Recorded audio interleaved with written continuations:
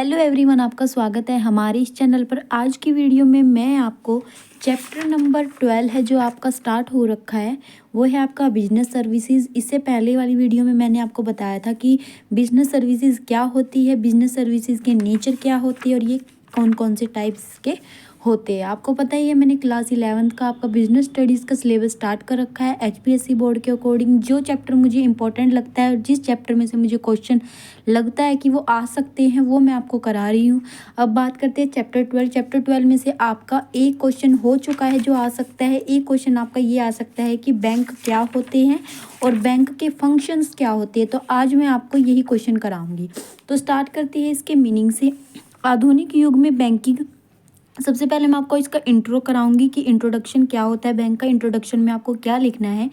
आधुनिक युग में बैंकिंग आर्थिक विकास की आधारशिला बन चुकी है। बैंक शब्द का प्रयोग काफ़ी समय से हो रहा है, परंतु इसका प्रारंभ रहस्यमय है। एक विचारधारा के अनुसार पुराने समय में इटली में जो व्यापारी रुपए के लेन देन का कार्य करते थे उनको बेंची या बेंचरी कहा जाता था, क्योंकि वे अपने पास भुगतान के लिए एक विशेष प्रकार की मेज रखते थे जिसको बेंची कहा जाता था। बैंक शब्द की उत्पत्ति उसी बेंची शब्द या ग्रीक भाषा के बैंक से हुई है। इन दोनों को अर्थ बैंक से है। मतलब ना, पहले जो इटली के व्यापारी होते थे, इटली के जो बिजनेसमैन होते थे, वो क्या करते थे, जो लेन देन करते थे, लेन देन का कार्य करते थे, उनको हम बेंची या बेंचरी कहते थे। वो एक प्रकार की मेज का प्रयोग करते थे, उस मेज को बेंची कहा जाता था। इसलिए बेंची से ही, बेंची ग्रीक वर्ड है जिससे निकला है बैंक। ठीक है, ये आपको इंट्रोडक्शन में इसके लिखना है। अब बात करते हैं इसके मीनिंग की कि इसका मीनिंग क्या होता है। साधारण शब्दों में बैंक से अभिप्राय एक ऐसी संस्था से है जो कि मुद्रा का लेन देन करती है। मतलब जो मुद्रा को देती भी है और मुद्रा जनता से लेती भी है। यह संस्था लोगों के रुपए अपने पास जमा के रूप में स्वीकार करती है। आपको पता है, आपको अगर पैसे जमा करने हैं तो आप बैंक में जाते हैं और उनको ऋण के रूप में उधार देते हैं। और अगर आपको ऋण चाहिए, लोन चाहिए, तब भी आप बैंक में ही जाते हो। आजकल मुद्रा लेन देन के अतिरिक्त बैंक कई और भी कार्य करते हैं, जैसे साख निर्माण का कार्य, क्रेडिट क्रिएशन करता है बैंक, एजेंसी का भी कार्य करता है, सामान्य सेवाएं इत्यादि। बहुत सारे कार्य हैं जो अब बैंक कर रहा है। इसलिए बैंक एक ऐसी संस्था है जो लोगों के डिपॉजिट को स्वीकार करती है, उनको उधार देने और अन्य एजेंसी कार्य करती है। मतलब बैंक एक ऐसी संस्था है जिसमें रुपये का लेन देन होता है।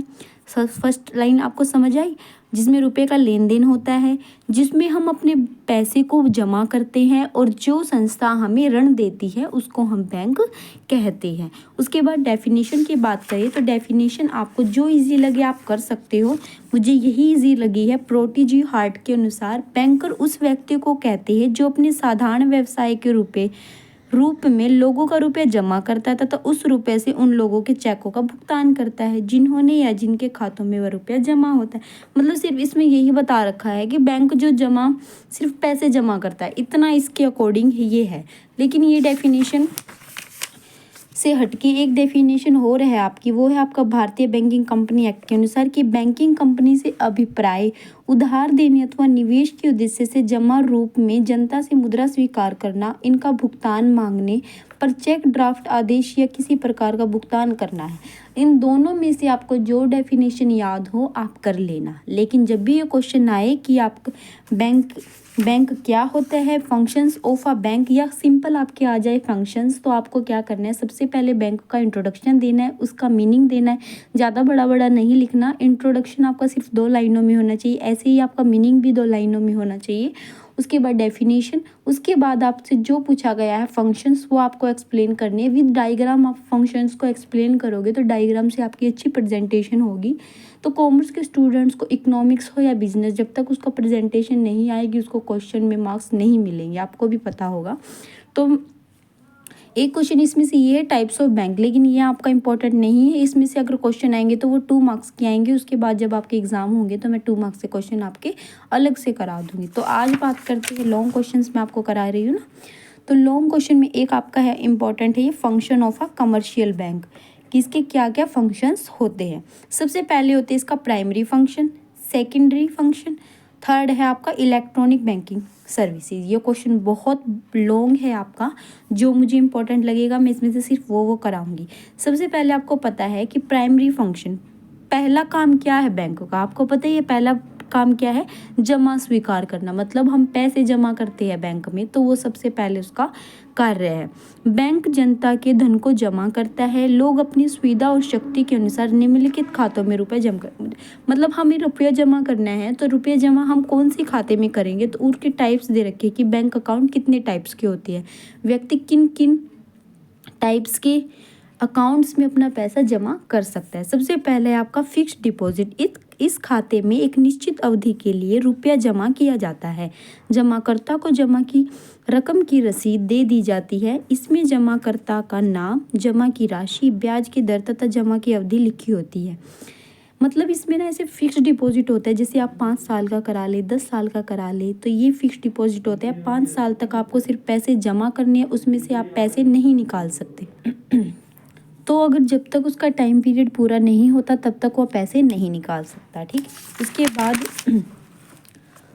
सेकंड आपका जो अकाउंट्स होता है वो करंट अकाउंट है। करंट अकाउंट ऐसा अकाउंट होता है जिसमें आप जब चाहे पैसा जमा करा सकते हैं और जब चाहे उसमें से पैसा आप निकाल सकते हैं। थर्ड है आपका सेविंग डिपॉजिट अकाउंट। ये खाता छोटी छोटी बचतों को प्रोत्साहन देने के लिए होता है। इस खाते में बैंक ब्याज भी देता है, जो कि निश्चित कालीन जमा खाते की तुलना में थोड़ा कम होता है। फिक्स्ड डिपॉजिट से थोड़ा कम अमाउंट होता है इस सेविंग अकाउंट में।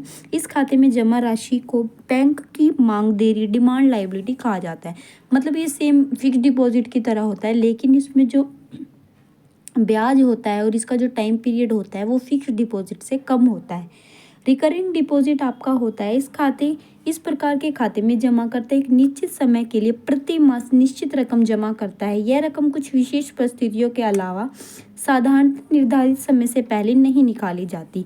जमाकर्ता की जमा राशि पर मिलने वाली ब्याज की रकम भी खाते में जमा होती रहती है।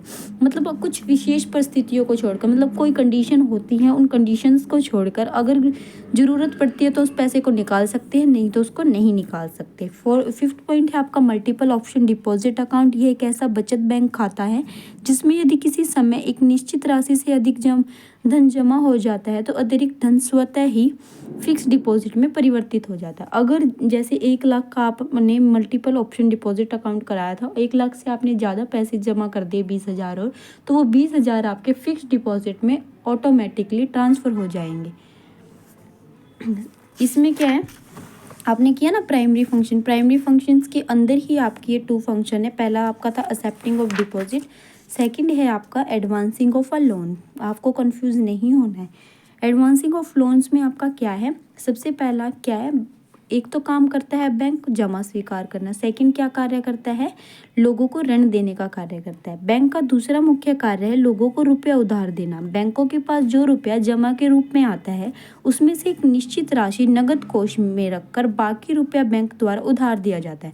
मतलब जितनी ज़रूरत है बैंक को उतनी राशि अपने पास रखकर वो बाकी सारी ऋण के रूप में जनता को दे देता है। ये बैंक प्राय उत्पादक कार्यों के लिए ऋण देता है तथा उचित जमानत की मांग करता है। मतलब हमें इसके पास कुछ ना कुछ चीज़ गिरवी रखनी पड़ती है जमानत के रूप में, उसके बाद ही ये हमें क्या देता है, ऋण देता है।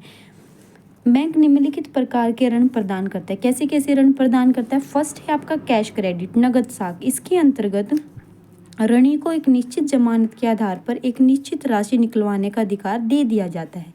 इस सीमा के अंदर ही ऋणी आवश्यकता अनुसार रुपया निकलवा सकता है तथा जमा भी कर सकता है। मतलब कुछ गिरवी रखकर, कुछ जमानत के रूप में हम बैंक के पास रखकर क्या है, रुपया या उससे ऋण ले सकते हैं, उसको हम कैश क्रेडिट कहते हैं। ओवरड्राफ्ट क्या होता है, बैंक में चालू खाता रखने वाले ग्राहक बैंक से एक समझौते के अनुसार अपनी जमा से अधिक रकम निकलवाने की अनुमति ले लेते हैं। इस प्रकार जमा से अधिक निकाली गई रकम को ओवरड्राफ्ट कहते हैं। जैसे अगर 10,000 उसके अकाउंट में है, करंट अकाउंट में किसी व्यक्ति के, तो अगर वो 10,000 से ज़्यादा 12,000 वो पैसे निकाल रहा है तो 2,000 उसके ओवरड्राफ्ट होगी। ये सुविधा ग्राहक को दी जाती है, ठीक है। थर्ड है आपका डिमांड लोन में आपका क्या होता है, ये ऋण बैंक अपने ग्राहकों को fix deposit, government security, life insurance policy आदि को जमानत के रूप में, अगर हम फिक्स डिपॉजिट को जमानत मतलब गिरवी के रूप में रखते, गवर्नमेंट सिक्योरिटीज़ को रखते हैं, लाइफ इंश्योरेंस पॉलिसी को जमानत के रूप में रखकर हम क्या है, बैंक हमें ऋण देता है, उसको क्या कहते हैं, डिमांड ऋण लोन कहती है।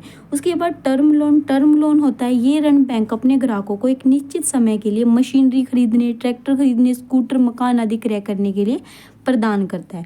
इनका भुगतान हमें कैसे करना पड़ता है, या तो हम मासिक या त्रिमासिक या 6 माही, मतलब हम 6 महीने में या 3 महीने की किस्तें अपनी बांध सकते हैं और उसकी पेमेंट कर सकते हैं। फिफ्थ है आपका purchase and discounting of a bill of exchange. Bank द्वारा पेशगी धन देने का यह भी एक तरीका है। इसके अंतर्गत बैंक अपने ग्राहकों को आवश्यकता पड़ने पर उनके विनिमय पत्रों की अवधि पूर्ण होने से पहले ही उन विनिमय पत्रों के आधार पर रुपया उधार देता है। मतलब हमें क्या करना लगता है, बिल ऑफ एक्सचेंज देना पड़ता है। बिल ऑफ एक्सचेंज के बदले बैंक हमें क्या देता है, ऋण देता है। तो ये आपका था प्राइमरी फंक्शन। प्राइमरी फंक्शन में आपने क्या किया, जमा स्वीकार करना। जमा स्वीकार करने के अंदर मैंने आपको बताया किस किस तरीके के अकाउंट होते हैं, जैसे सेविंग अकाउंट है, करंट अकाउंट है, फिक्स अकाउंट है। उसके बाद एडवांसिंग ऑफ लोन मैंने आपको बताया। एडवांसिंग ऑफ लोन में मैंने आपको बताया कैश क्रेडिट होता है, overdraft, demand loan, term loan, purchase and discounting of a bill of exchange, ये मैंने आपको बताया।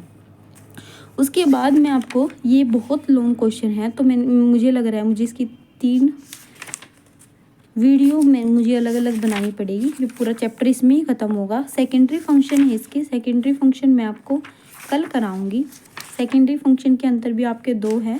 उसके बाद आपका आएगा इसमें लास्ट है इसमें, तो ये मैं सेकेंडरी फंक्शन आपको कल कराऊंगी। अगर आपको मेरा वीडियो पसंद आता है तो वीडियो को लाइक, चैनल को सब्सक्राइब कीजिएगा। आपको मेरे चैनल पर कॉमर्स से रिलेटेड हर इंपॉर्टेंट टॉपिक की वीडियो मिलेगी। Thank you for watching my video.